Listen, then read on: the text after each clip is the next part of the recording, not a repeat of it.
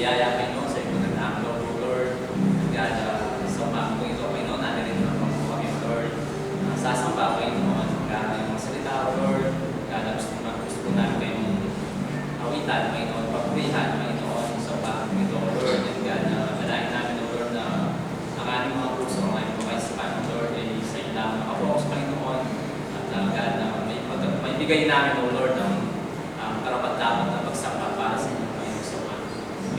With us, O Lord, gusto sa inyo po kami ng iyong banal na Espiritu, God. Kasama namin, malahin namin sa aming pangalan ng aming Panginoon Jesus.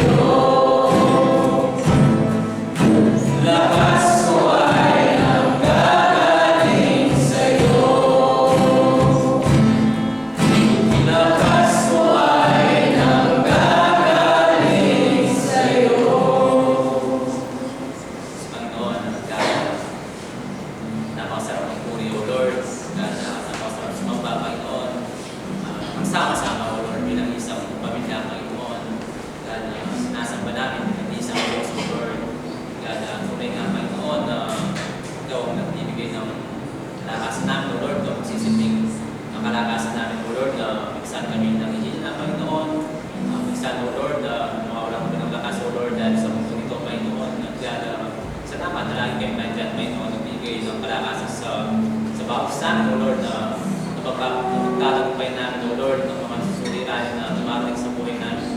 Sa inyong tulong, Panginoon, sa inyong palakasan na binibigay mo, Lord, sa bawat isa sa amin, Panginoon. Tunay nga, Panginoon, na kapangyarihan, O Lord, ang iyong pagmamahal ay laging nandiyan para sa amin, O Lord, laging yumayakap sa amin, Panginoon, laging nagre-remind sa amin, O Lord, laging nangungusap sa amin mga puso, Panginoon. Kaya salamat, O Lord, salamat sa nag-iisang Diyos, O Lord, na laging malubay, Panginoon. Nag-iisang Diyos, O Lord, na laging nagpuprovide ng pangailangan namin, O Lord, sa lahat kalakasan, Panginoon, nakalimuhan, Panginoon. Kaya salamat po, Panginoon, salamat, Lord, at sa inyo po namin, God, binabalik mo, Lord, ang lahat ng masalamat, magsamba, O Lord, at pagpugin sa kami sa pangalan ng aming Panginoon. Take some time po, and show some love. Say hi, hello to everyone, and to one another.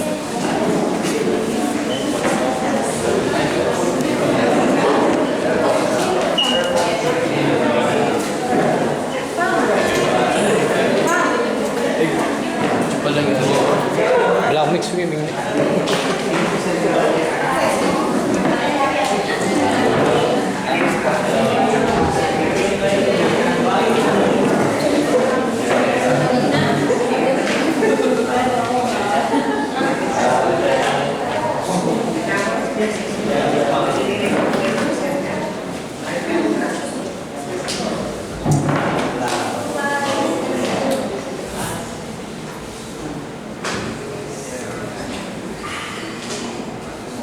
Good morning po. Again, kumusta po kayong lahat? Hope na mabuti po kayong lahat. Sino po yung nag-enjoy sa tirakan kagabi?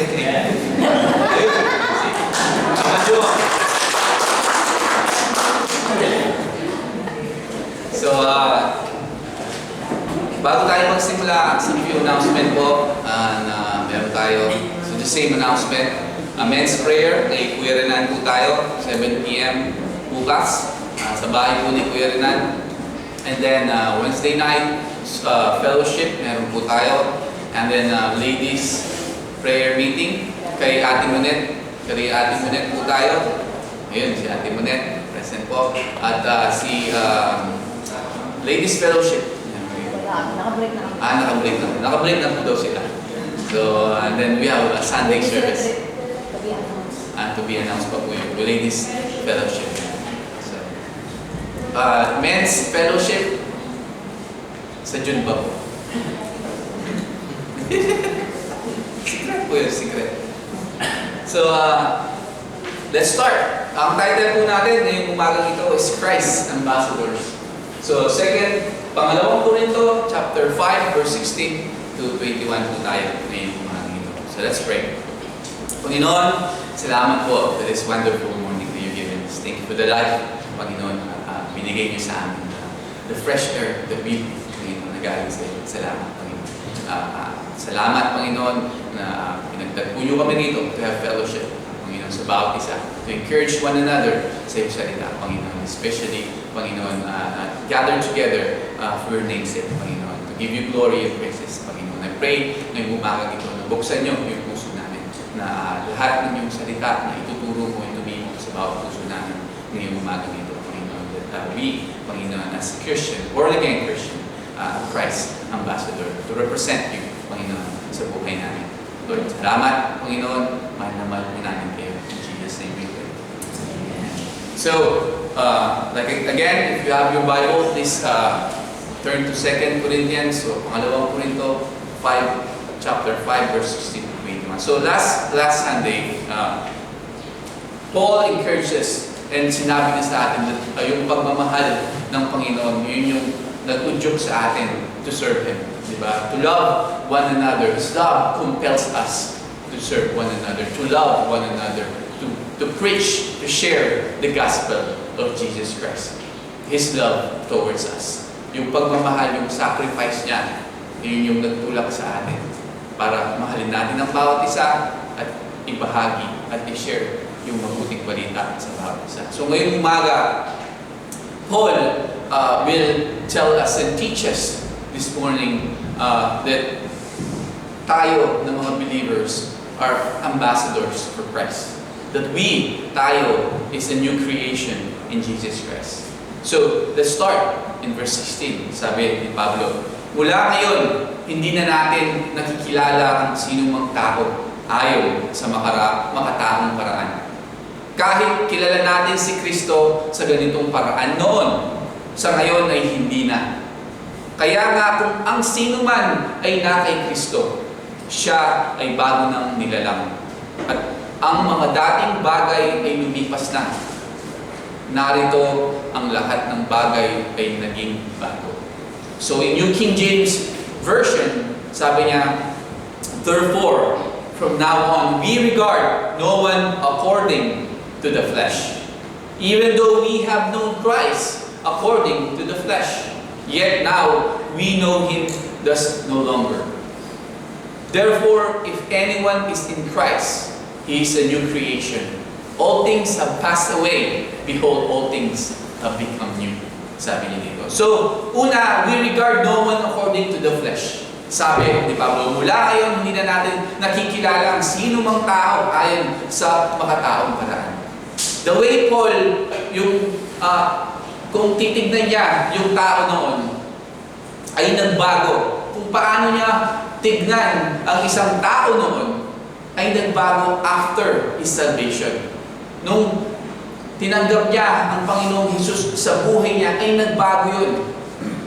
Yung pananaw niya sa isang tao. Kung paano niya tignan ang isang tao. Dati, he judged people according sa world standard. Diba? Kilala niyo naman si Paul. Bago naging Paul, siya si Saul. Isa siyang Pharisee na mapanghusga ng tao. Diba? Kilala niyo siya. Yun yung world view niya dati sa mga tao na nagbago yun nung nakilala niya ang ating Panginoong Hesus. Diba? Para sa kanya, ang isang tao ay, successful na tao ay isang mayaman. Isang edukado, respetado, at merong isang magandang posisyon. At ito rin yung view ng kabunduhan. This how the world judges people. Diba? Hindi lang noon sa panahon ni Pablo, but even today sa panahon natin. Kung titignan nyo kung paano tignan ng mga unbeliever yung mga tao, o yung sabihin na natin world view, is yung para sa kanila, yung successful na tao ay dapat mayaman. Tama po ba? Edukado, respetado, at merong magandang posisyon sa kanyang kumpanya o sa kanyang trabaho. Like I said, that is how the world judge people. O mga tao ngayon, dati pa naman, diba? Like I said, sa panahon ni Pablo, example na lang natin, kapag bumili ka o nagpagawa ka ng isang bahay, ito yung lagi nilang tanong sa'yo.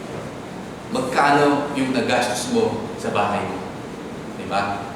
O bumili ka ng bagong kotse, sabi sa'yo, magkano mo binili yung kotse mo? Diba? Saan mo binili yung kotse mo? Ano ba yung trabaho mo? Bakit ka nakapagpagawa ng bahay? At bakit ka nakabili ng kotse? Diba? Yun yung mga type of question often na ginagamit ng mga tao for a snap judgment o mabilisang judgment about a person's success o yung sa status niya.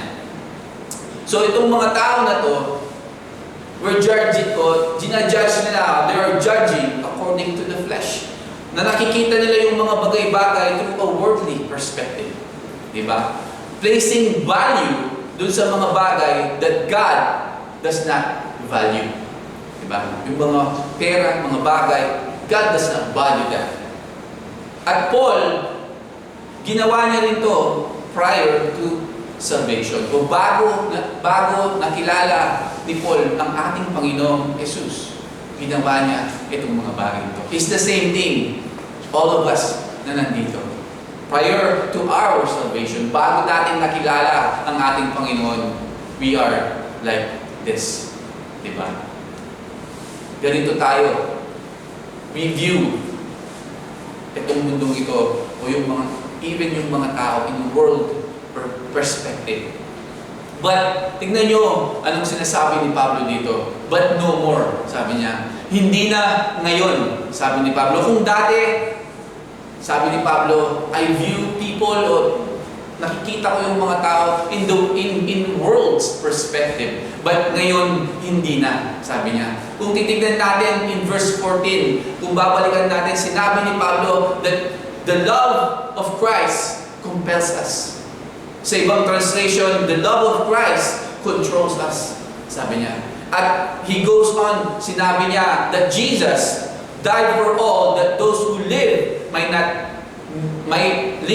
no longer live for themselves.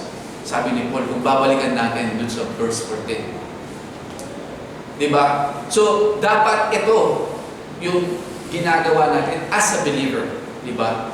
Na hindi na natin tinitignan yung mga tao in the world's perspective. But we are compelled by the love of Christ to serve them, to love them, kung paano minahal tayo ng ating Panginoon. Pero itong mga bagay na to in verse 14, doon sa 2 Corinthians chapter 5, itong mga bagay na to ay hindi totoo para sa mga unbelievers na hindi pa naniniwala sa ating Panginoon. Unbelievers, they are controlled, hindi sa pagmamahal ng ating Panginoon, but by the love, but by love for success. Diba? Totoo naman po, yung mga hindi pa nakakakilala sa ating Panginoon, sila ay control o namumuhay sila doon sa pagmamahal na gusto kong maging successful. Wala naman kong mali sa maging successful. But kung ito, yung Diyos mo sa buhay na I wanna be successful and ayokong mag-church, ayokong sumumba, but gagawin ko, magtrabaho na lang na magtrabaho to be successful. And that's wrong. Diba? That's unbeliever. Yung mga hindi pa naniniwala sa Panginoon. Ito, yung kanilang perspective. Love for success. Believers, as tayo, mga Kristiyano, Christ ambassadors, are to live for Christ. Mamuhay para sa ating Panginoon. Si Pablo at yung mga kasamahan niyang Kristiyano na nagkakalat ng salita ng Panginoon sa mga taga-Korinto ay noong tinanggap nila ang ating Panginoon, nakita nila yung mga taga-Korinto in a different view. Diba? In like manner, gusto rin ni Pablo o inahangad niya na itong mga taga-Korinto ay makita si Pablo doon sa different perspective na ibig sabihin hindi siya makita as a false teachers, but according doon sa spiritual perspective, doon sa standard ng ating Panginoon. Diba? Yun yung gusto ni Pablo dito. So, mga kapatid, tayo din minsan regarded Christ according to the flesh. Nung hindi pa tayo naniniwala sa ating Panginoon. Nung hindi pa natin siya tinatanggap bilang Diyos at tagapagligtas. Si Pablo at yung kanyang mga kasama din is the same thing. They viewed even Jesus through world perspective. Paano ba yung sinasabi ko dito, how would the world view of Jesus? So, ito yung world perspective, kung paano natignan ang ating Panginoon in a world perspective. Jesus was poor, mahirap. Hindi siya belong dun sa mga ruling elite noon. Yung mga tao turned against Him. At sa bandang huli ay kinutya ng ating Panginoon. Beaten, whipped, and afflicted. At hindi niya dinipensahan ang kanyang sarili. Finally, He suffered dun sa ultimate shame, yung crucifixion, yung pagkapako sa krus. Siya ay pinako sa krus, naked on the cross. Siya ay pinagtawanan at kinutya. So ang tanong, in world's perspective, in world's view, was He successful? Mukha ba siyang Messiah o tagapagligtas sa mata ng kamunduhan? Obviously, according to the world standard, hindi siya. Hindi siya mukhang successful. Hindi siya mukhang Messiah. Di ba? Kung titignan natin siya, yung mission niya was failed. Namatay siya na mahirap, mag-isa, suffering, at isang kriminal sa mata ng mga tao. Sa mata ng mundo. Di ba? But that's the world perspective. Yun yung paningin ng mundo. But according to God's perspective, kung titignan natin yung perspective ng Panginoon, He was successful. Diba? In God's perspective, Jesus is successful. But in the world's view, in the world's perspective, He failed. Diba? Jesus fulfilled yung entire law perfectly. Na-accomplish niya yung pinaka-importanting mission of all time. Reconciling man to God. And providing a way sa ating mga kasalanan to be forgiven. So if tayo, regards Jesus according to the flesh, we will reject Him bilang Diyos at tagapagligtas. Just as Paul did originally. Diba? Alam niyo yung story ni Paul, how nireject niya si Jesus hanggang si Jesus ay nagpakita sa kanya. At doon lang siya naniwala. Diba? So if we regard Jesus according sa ating mga sariling flesh, we will reject Him bilang Diyos at tagapagligtas. But kung tayo ay lumapit sa ating Panginoong Jesus, when we come to Christ, God replace yung paningin natin, yung mata natin, giving us entirely new perspective sa buhay natin. Bibigyan niya tayo ng bagong perspective o paningin sa kamunduhan, sa mga tao. Diba? So, as we see Christ as He is, makikita natin ang ating Panginoon as He is, the perfect Lamb of God. Ang hari ng mga hari. Ang nag-iisa na nagmamahal sa atin, na ibinigay niya yung buhay niya para sa atin. When we come to Christ, when we accept Him as Lord and Savior sa buhay natin, bibigyan niya tayo ng bagong perspective sa buhay. Bagong paningin na hindi na katulad ng dati. Katulad ng ginawa niya kay Pablo. Di po ba? At sabi niya dito in verse 17, therefore, if anyone is in Christ, he is a new creation. All things has passed away, behold, all things have become new. Sabi ni Pablo. So if anyone is in Christ, so kung tinanggap na natin ang ating Panginoong Hesus sa buhay natin, sinasabi ni Pablo dito, He is a new creation. So, to be in Christ, ibig sabihin, meron tayong relationship with Him. At ito ay magiging posible lamang kapag ang isang tao ay nagtiwala at naniwala sa ating Panginoong Hesus bilang Diyos at tagapagligtas. Ganoon lamang magiging posible yun. So to be in Christ, we have to have a relationship sa ating Panginoong Jesucristo. At yun lamang ay magiging posible kapag tayo nagtiwala sa Kanya. repenting sa ating mga kasalanan at committing na sundan siya, to follow Him bilang Diyos natin sa ating buhay.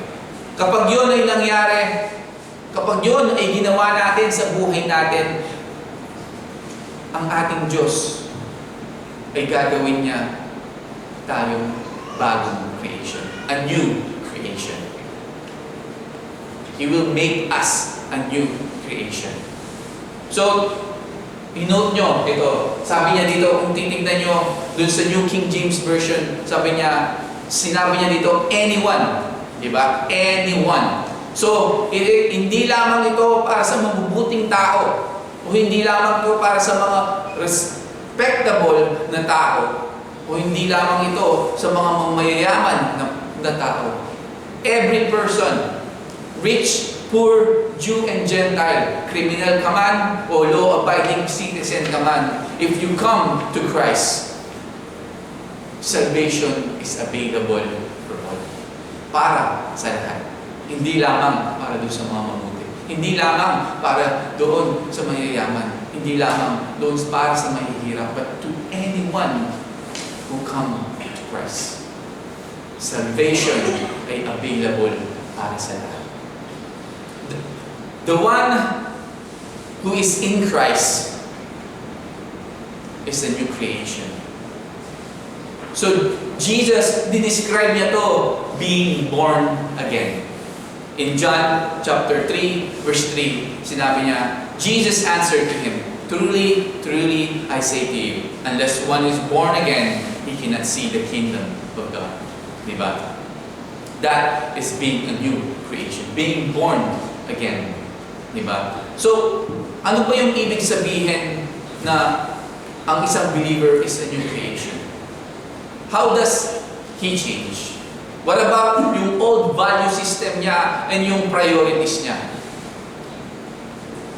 So, being born again or sinasabing new creation, nagpapakita ng pagbabago sa isang buhay ng believer. Diba? Yung buhay niya ay maiiba after coming to Christ. Hindi ko naman sinasabing tumanggap ka ngayon sa Panginoon, nakilala mo ang Panginoon ngayon, bukas iba na yung buhay mo. Nagbago ka na, totally. It's not. Hindi po siya parang hotdog lang na binaliktad mo. Diba? Hindi po ganun kabilis yung pagbabago ng isang tao. Sabi dito in Ezekiel 36:26, I will give you a new heart and I put a new spirit in you. I will remove from you your heart of stone and give you a heart of flesh. Sabi niya in Ezekiel 36:26. So, ano yung ibig sabihin nun? God, ang ating Diyos, will regenerate yung bawat puso natin when we come to Him. Bibigyan niya tayo ng puso, a heart of flesh. Yung dating tayo, yung sistema natin, yung priorities natin, yung goals natin, yung motivation natin, yung mga desires natin, ay papalitan ng mga bago. In line dun sa relationship natin sa ating Panginoon. That's a born again and a new creation. Napapalitan lahat ng Panginoon niyo. He is a new creation. Sabi niya, all things have passed away. Diba? Behold, all things have become new. So Paul dito, tinuturo niya sa atin yung napakadakilang principle of regeneration. Ang ating Panginoong Jesus ay binabago niya yung mga tao na lumapit at tumanggap sa Kanya by faith. Who are in Christ Jesus. At yung mga ligtas, mga believers, tayo ay hindi lang forgiven, hindi lang pinatawad. We are changed into a new creation. Pero hindi ibig sabihin po na yung kasalanan at yung temptation ay mawawala. Hindi ibig sabihin na hindi na tayo mag-i-struggle with the same temptation as before. However, being a new creation then doesn't mean na tayo ay perfect na. Ibig lang sabihin dito, the new creation is that we are changed and that we are being changed every day sa buhay natin. Na yung tayo dati, hindi na tayo. Binabago na tayo every bit of our life. Every day, may pagbabago na nangyayari sa buhay natin. Ibig sabihin na ang ating Diyos ay bibigyan niya tayo ng entirely bagong perspective, paningin sa buhay natin. Makikita natin yung mga bagay dito sa mundong ito ng iba na. Different. Parang dati, mapula yung mata mo. Pag tinanggal ko to, hindi ko na kayo nakikita. But God, give me a new lens. And I see everything. Diba? In a new perspective. So, coming to Christ, baka isipin natin, mawawala na yung struggle. Tandaan po natin, coming to Christ does not end the struggle. It is start. Mag-uumpisa. And, hindi tayo papasok dun sa struggle na yun na nag-iisa. Bibigyan niya tayo ng mga resources natin na kailangan natin to be an overwhelming conqueror. Sabi niya sa Romans 8:37. Yet in all things, we are more than conquerors through Him who loved us. In Romans 8:37. At bilang new creation, bilang born-again Christian, in Ephesians 4:22-24, sinabi niya, that you put off concerning your former conduct, the old man which grows corrupt according to the sinful lust, and be renewed in the spirit of your mind, and that you put on the new man which was created according to God, in true righteousness and holiness. Diba? So when we come to Christ, kung dati tayo bilang hindi mananampalataya, mapangusga tayo, diba? We see the world perspective sa bawat tao. But no more, sabi ni Paul. We are new creation now. When we come to Christ, we are born again. We are new creation in God. And God is changing us every day sa buhay natin. So, can you share an example of how God has changed you after salvation?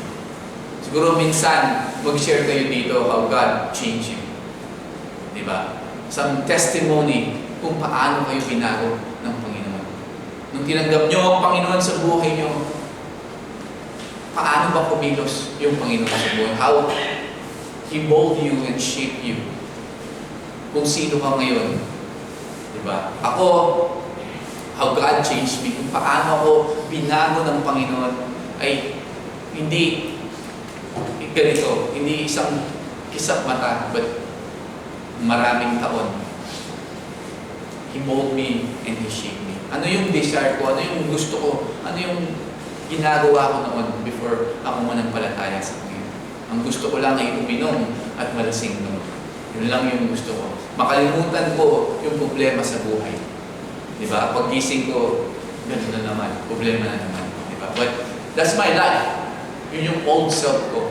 But when I come to Christ, and nakilala ko ang Panginoon, like Paul, diba?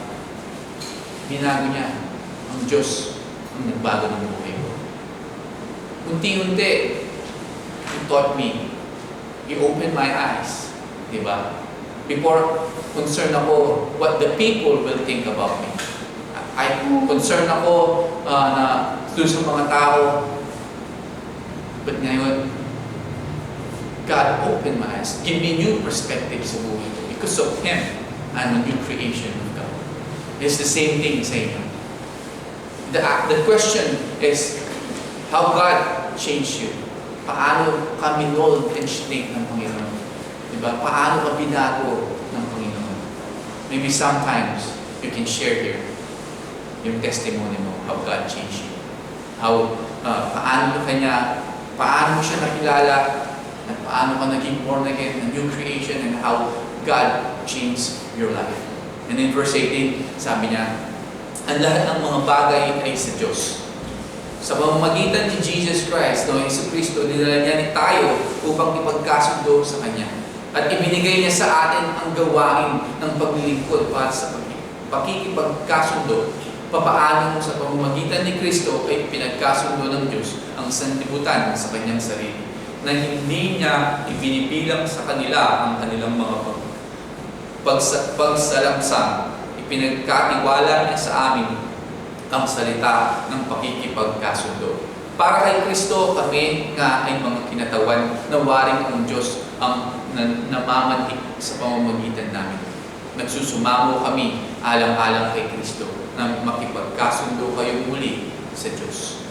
Now, all things are of God, who has reconciled us to Himself, to Christ Jesus, or Jesus Christ, and has given us the ministry of reconciliation. That is, that God was in Christ reconciling the world to Himself, not imputing the trespasses to them, and has committed to us the world of reconciliation. Now then, we are ambassadors for Christ. As though God were pleading through us, we implore you on Christ's behalf, be reconciled to God. So, we are new creation. But Paul saying here, all this is from God. Lahat ng ito. Tayo, yes, we are new creation, but because of God, sabi ni Paul, He is the one who make us new creation. Siya ang ating Panginoon. Hindi tayo, but ang ating Panginoon. Hindi tayo dapat ma-surprise since siya yung creator natin. Siya yung gumawa sa atin. So He's the one who make us new creation. Since siya rin yung nagsimula ng mabuting gawain na to sa ating buhay, then hindi natin kayang tapusin ito by sa sarili nating kaparaanan at kapangyarihan o kalakasan. Sabi nga in Philippians chapter 1 verse 6, and I am sure of this, that He who began a good work in you will bring it to completion at the day of Jesus Christ. So, we cannot finish by our own power, but God can do. Diba? Ibigay natin yung kaluwalhatian at pasasalamat sa ating Panginoon for what He has done sa buhay natin. At magpatuloy tayo na manatili sa Kanya at maniwala at manghingi ng kalakasan. Huwag tayong manahan sa sarili nating kalakasan. Yung ginawa ng ating Panginoon, the work of new creation, yung eternal destiny natin, are works of God. Hindi tayo. Not something na we have to earn and achieve. It is God, ang ating Panginoon, ang nagtrabaho ng lahat ng ito. New creation, eternal destiny, it is all the work of God. At hindi tayo. We have nothing. Not something na we have to earn and achieve. So through Christ Jesus, nireconcile tayo to Himself, to God. God, yung desire niya is reconciliation sa atin na ginawa niya. His creation. Tayo yung creation ng ating Panginoon. Anong gusto ng Ama? Is reconciliation sa atin. So, anong ginawa ng Diyos Ama?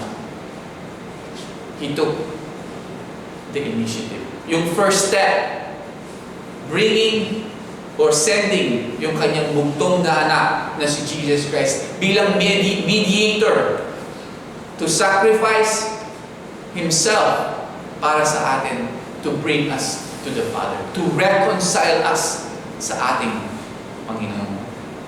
Diba? Kung titignan niyo yung picture that there's a gap between Jesus or God and us, and the cross is the way to God. That's reconciling us to God through Jesus Christ, to the cross, believing to the cross and what He has done, reconcile us to the Father.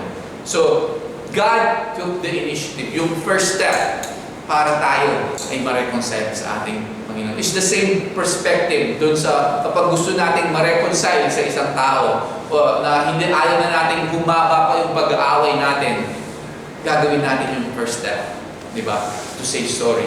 So kaya sa asawa mo na nagagalit sa iyo, na hindi mo alam ano yung ginawa mo sa kanya. So you take the first step para hindi na lumaki. Yung problema is you say sorry. Di ba? And then you reconcile. Ganun yun, di ba? So the same thing ginawa ng mama. Tingnan mo yung asawa ko, tumatawa. So, that's the first step as God taken. Na? To reconcile yung Ama sa atin is God took the first step and died on the cross for us and reconcile us. So, Jesus, God reconciled us to Himself. We did not reconcile ourselves to Him. Siya yung nag-reconcile sa atin. So, sinabi ni Peter dito, gave us the ministry of reconciliation. Diba? So, in-entrust sa atin yung mensahe ng reconciliation. Kung titignan natin, pagbubulay-bulayan natin, ang ating Panginoon, pwede naman siyang gumamit ng maraming method o possible method for taking the gospel message sa mundo. Katulad na lamang ng paggamit niya ng mga angels. Diba? He can do that to spread the gospel, the good news sa mga tao. But, pinili niya tayo. He chooses us, people, para ibigay o i-entrust yung mensahe ng reconciliation. He chooses us. So it's a ministry. Ano bang ibig sabihin ng ministry? Ministry is a service. So God, tinawag niya tayo to serve, maglingkod sa mundo by sharing with them, to the people, yung important message, na very important message. So, ano ba yung ministry? It is a ministry of reconciliation. Yun yung ultimate goal dito. Hindi po ministry of persuasion, hindi po ministry of judgment, but ministry of reconciliation. We care for the inside, the heart. Hindi tayo tumitingin sa paglabas ng kaanuhan. We care what the inside, the heart of the people. We're not sharing the Word of God dahil, gusto lang natin silang malaman nila kung gaano tayo katalino. O hindi natin sinishare yung salita ng Panginoon para bigyan sila ng bagong set ng tradisyon. Sinishare natin yung salita ng Panginoon dahil ini-introduce natin si Jesus Christ sa kanila. And through Jesus Christ, magkakaroon sila ng personal Savior o personal relationship sa ating Diyos. Yes, they were enemies of God as the same sa atin noon. Now, they can have a relationship with Him. And now, meron na tayong relasyon sa Kanya. Diba? So it's the same thing that we na gawin natin to share the gospel to them, to introduce Jesus to them as Lord and Savior so that they can have relationship sa ating Panginoon. Yun yung core of the gospel. To introduce Jesus. To tell them the good news, the gospel of Jesus Christ. So tandaan natin, when we share the Word of God, the gospel, the good news, remember bakit natin ito ipinabahagi o ipinapangaral o sinishare sa kanila. Tandaan natin, it is to bring people into a relationship sa ating Panginoon. So dahil apart from that personal relationship, wala itong reconciliation. Kung wala silang relationship sa ating Panginoong Jesus, Wala silang relationship, there's no reconciliation. So, kailangan magkaroon sila ng relationship sa Panginoon din. They have reconciliation sa ating Panginoon. And then, ito yung sinasabi ni Paul dito, as our title said, therefore, we are ambassadors of Christ. So, ito yung famous verse, di ba? Na makikita natin na napaka-importanting role bilang isang believer. We are Christ ambassadors. Kung alam natin ito, na tayo ay mga ambassador ng ating Panginoon. New creation, born again, dapat it affect how we live and act in this world. Dapat yung pamumuhay natin, kung paano tayo kumilos sa mundong ito, should affect our lives because we know that we are ambassadors for Christ. We are Christ ambassadors. Alam niyo ba ano yung ibig sabihin ng ambassador? Diba? Meron every country, Philippines, merong ambassador. Sa Jordan, sa Israel, sa Amerika, meron silang mga ambassador, di ba? As an ambassador ay napaka-importanting position. A foreign country, yung primary point of contact is with the other country's ambassador. Diba? Siya yung lahat ng nakakaalam doon. Here are some yung mga responsibility ng isang ambassador. So, to live in the foreign country and understand its people and custom. So, titira siya as an ambassador, titira siya in a foreign country. Katulad ng Amerika, sabihin mo naman. And understand yung pakikiintindihan niya yung mga tao at yung custom ng mga tao. Pero, hindi siya magiging katulad nila. Diba? Siya pa rin ay Pilipino. Pero siya yung ambassador ng Pilipinas. No? Siya pa rin ay Pilipino. Pero, titignan niya, diba? Magiging paaaralin niya yung buhay nila doon. So it's the same thing as a Christ ambassador. Tayo ay nabubuhay sa mundong ito.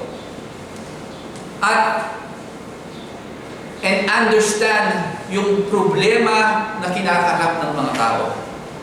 But we are not to be like the world. Hindi tayo dapat maging katulad ng mga sanlibutan. Di ba?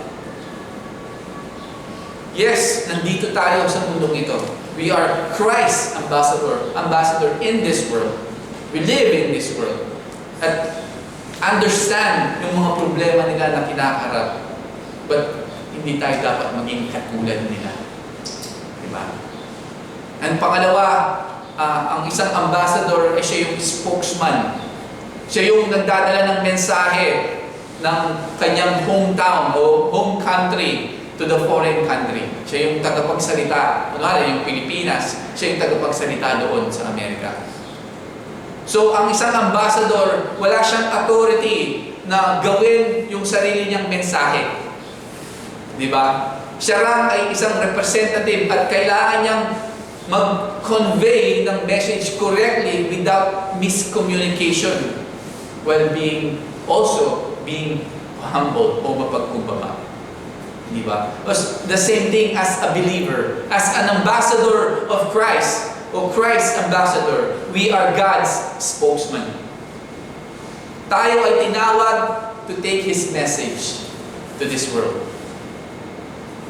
We must not change. Huwag nating palitan yung mensahe or i-insert yung sarili nating mensahe. Instead, kailangan clearly and humbly na i-communicate natin yung salita ng Panginoon. The message of reconciliation. Diba? That's Christ ambassador. Pangatlo, ano yung ginagawa pa ng isang ambassador?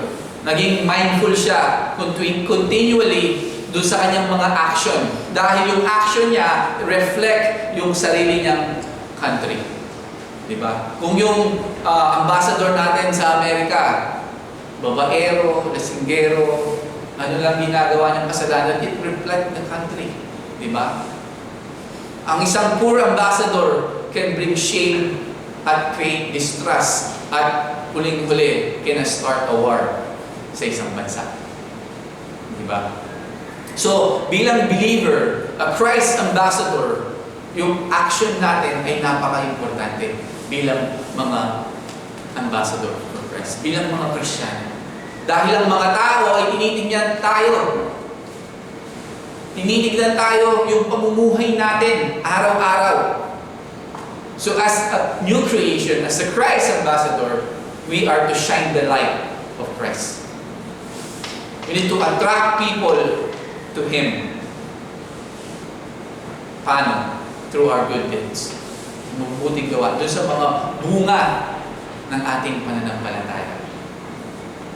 At pangapat, to keep peace and establish diplomatic relationship, yung isang gawain ng isang ambassador.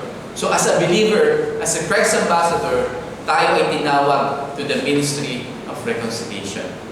Ang trabaho natin ay to bring peace kanino? Between God at sa mga tao. Sa mundong ito, through the gospel of Jesus Christ. So yun, yung isang, o yung trabaho ng isang ambassador.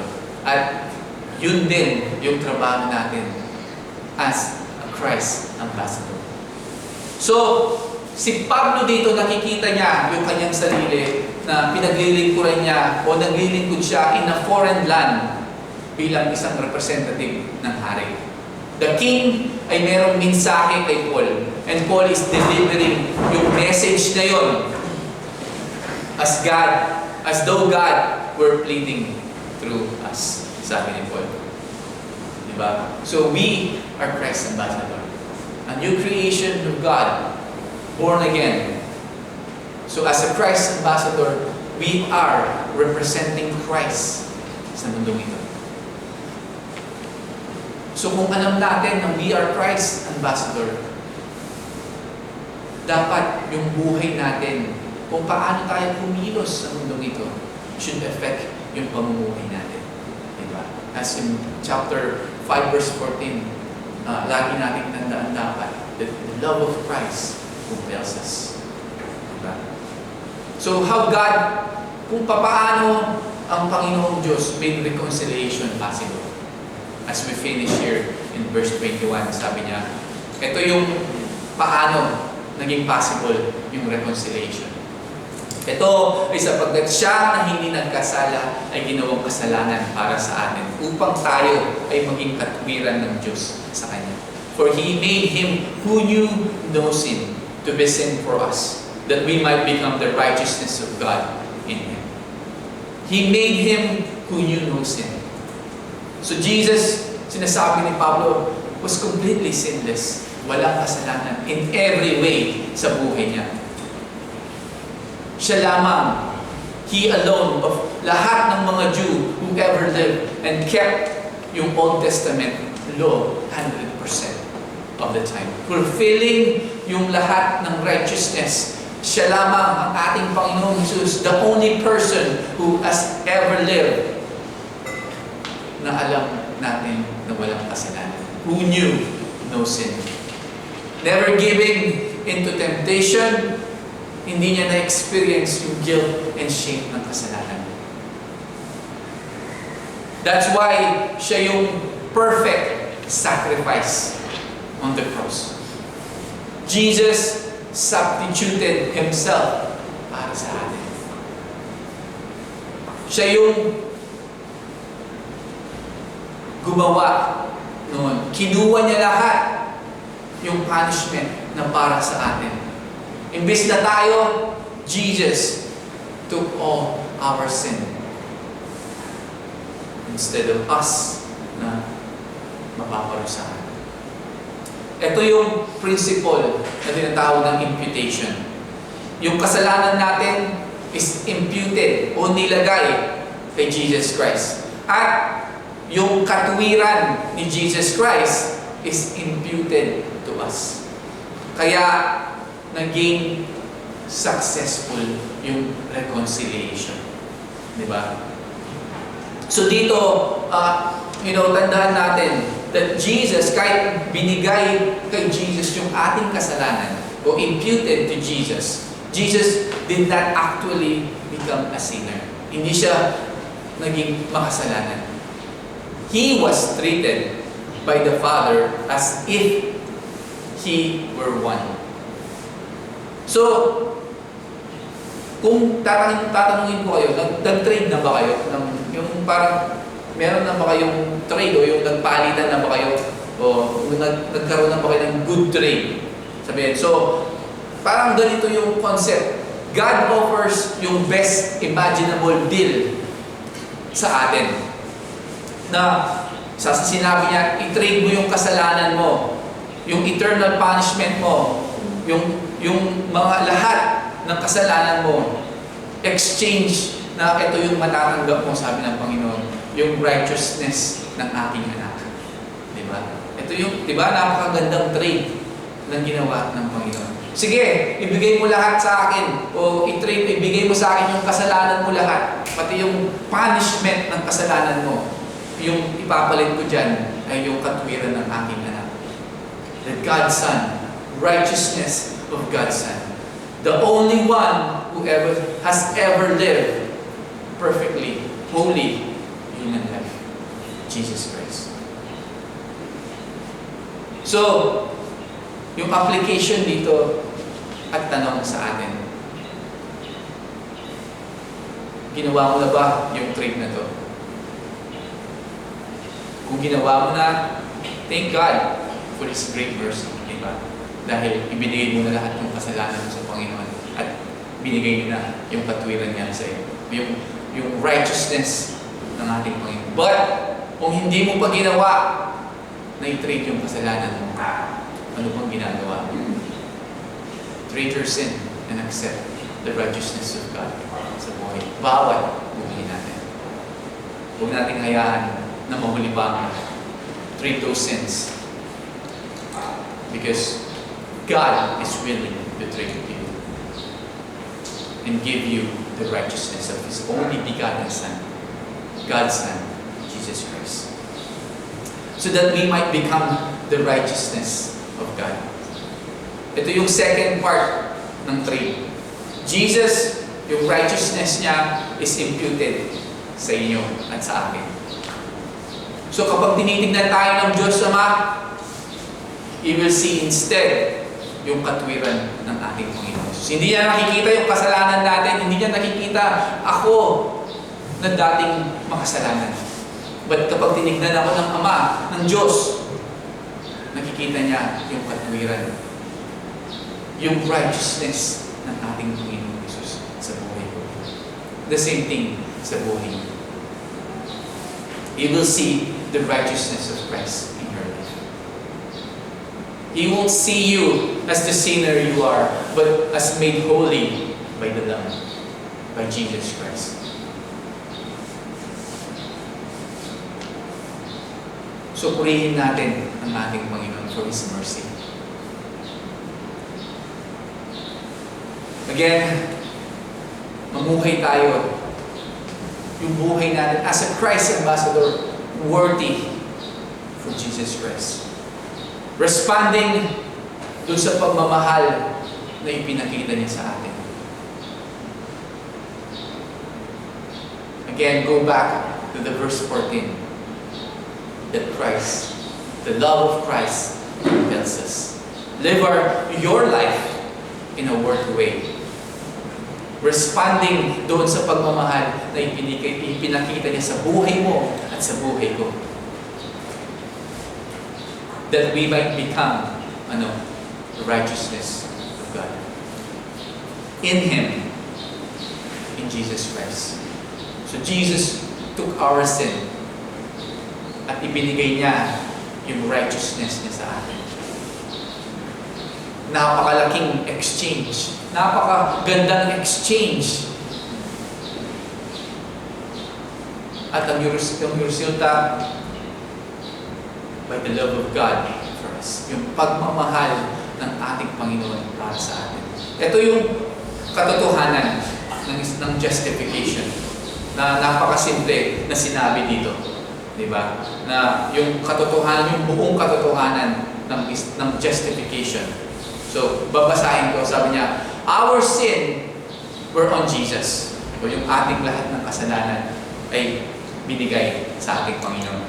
At yung kanyang katwiran and His righteousness is on us. Sa atin.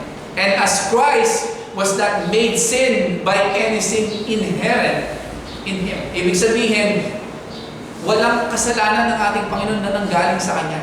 Ibig sabihin, nanggaling lahat sa atin yung kasalanan. Wala sa buhay niya ang kasalanan.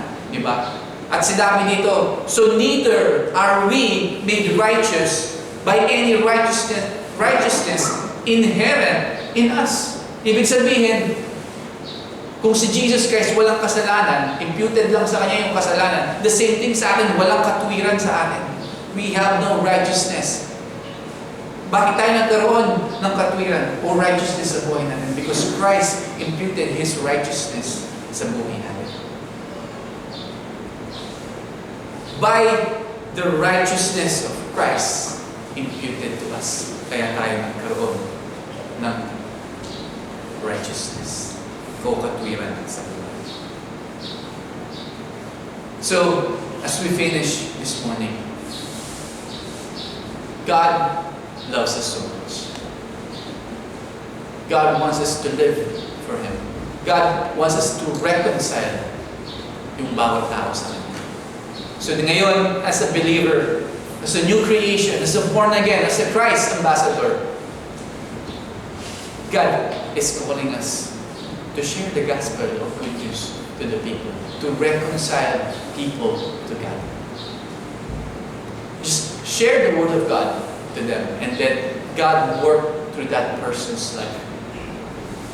Yun yung ministry natin, is to share the gospel. At yung reconciliation, ang ating Panginoon na ang mag-take over.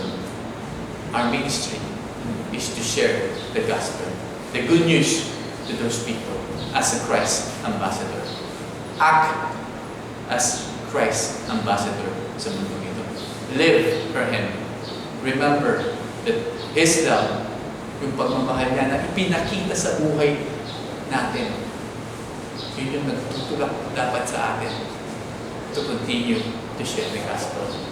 To continue to share the good news para sila na hindi pa naniniwala will be reconciled to God. Because, like I said, if there's no relationship, there's no reconciliation sa ating Panginoon. So, we must share and magkaroon sila ng relationship. So, the reconciliation will happen. Let's pray.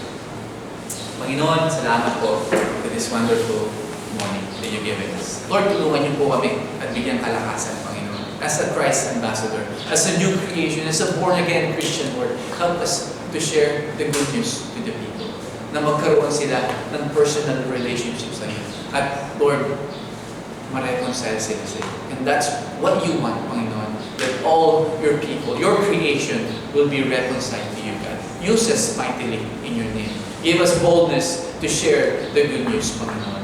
Tulungan niyo po kami, Panginoon. Dahil hindi po namin magagawa ito kung wala kayo sa buhay namin, Panginoon. We need your strength, wisdom, and understanding, Lord, to share your gospel. Thank you, Lord, for this wonderful message. Continue to bless each one of us and guide us and protect us, Lord. We love you. We praise you. In Jesus' name we pray. Read your Bible, say your prayers, and love one another. We love you all, guys. Let's stand and worship.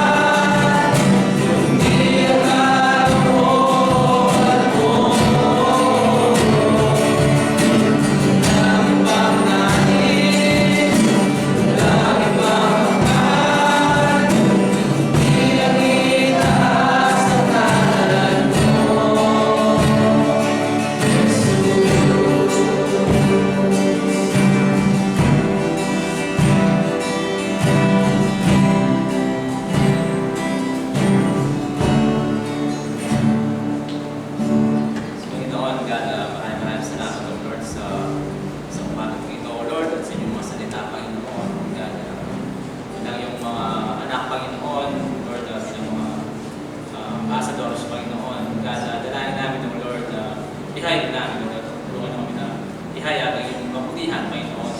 Ihayag ang iyong mga salita, Panginoon. So, ito, O Lord, God, mabigyan namin kayo ng katutunan, Panginoon, may taas. Kaparangalan, Panginoon, ang iyong dakilang pangalan, Panginoon. Kaya salamat, O Lord, salamat sa umagang ito na kami yung tinuruan, Panginoon. Kaya nasabihin, O Lord, ang kahaya, kabutihan niyo, Panginoon, may mga salita, Panginoon, sa mundo ito, Panginoon. Kaya bigyan niyo kami ng lakas ng loob, Panginoon. Kaya hindi kayo matakot, Panginoon, ay bahagi